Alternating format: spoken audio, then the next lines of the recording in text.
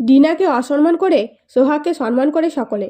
সূর্য রাতের বেলা বাড়ি ফিরলে ইন্দ্র বলে, পিসিমা শরীর খারাপ, তাই আমাকে যেতে হবে। তবে একটা সমস্যাতে পড়েছি। কাল রাজারাম বাবুর ফ্যাক্টরির উদ্বোধন। আমাকে বারবার সকলকে নিয়ে যেতে বলেছিল। আমি তো যেতে পারবো না, তুই যাবি? তখন সূর্য বলে, এইটুকু ব্যাপার, ঠিক আছে আমি চলে যাব। তখন ইন্দ্র বলে, সত্যি তো? তখন সূর্য বলে, কথা দিচ্ছি কাল আমি যাব। তখন ইন্দ্র বলে, সোহাগকে দেখে রাখিস। সেই মুহূর্তে সোহাগ এসে উপস্থিত হয় আর বলে, বড়বাবু আপনি চলে যাবেন? তখন ইন্দ্র বলে, দুদিনের জন্য যাচ্ছি, তুই সূর্যকে দেখে রাখিস। আর যে যা বলুক তুই মনে রাখবি, তুই এই বাড়ির বউ।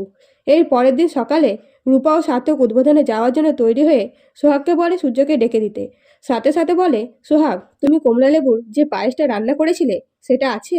তখন সোহাগ বলে, নেই। তখন সার্থক মনে মনে বলে, ওটা তো আমি খেয়ে নিয়েছি। কিন্তু রূপার সামনে স্বীকার না করলে রূপা বলে, ওই পায়েসটা সোহাগ খেয়েছে। এদিকে সোহাগ সূর্যকে ডাকতে গেলে সূর্য বলে, আমি যাব না। তখন সোহাগ বলে, আপনার যাওয়া উচিত। তখন সূর্য বলে, তুমি সাজেশন দেওয়ার কে? তখন সোহাগ বলে, আপনি তো কাল বাবাকে কথা দিয়েছিলেন। তখন সূর্য বলে, ধন্যবাদ। বাবাকে কথা দিয়েছিলাম সেটা মনে করে দেওয়ার জন্য। তবে তুমি আমার সাথে যাবে, না তো আমি যাব না। আমি বিবাহিত, তাই তুমিও যাবে।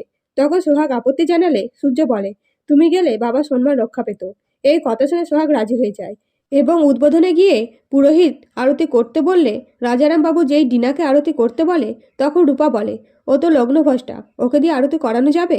তখন পুরোহিত সূর্য আর সোহাগকে বলে, তোমরা নতুন নতুন বিয়ে করেছো, তোমরা আরতি করো। তখন রাজারাম বাবু অনুরোধ করে সূর্য সোহাগকে আরতি করার জন্য। তখন সূর্য বাধ্য হয়ে সোহাগের সাথে মিলে আরতি করে। তো বন্ধুরা, ভিডিওটা ভালো লাগলে লাইক করবেন। ধন্যবাদ।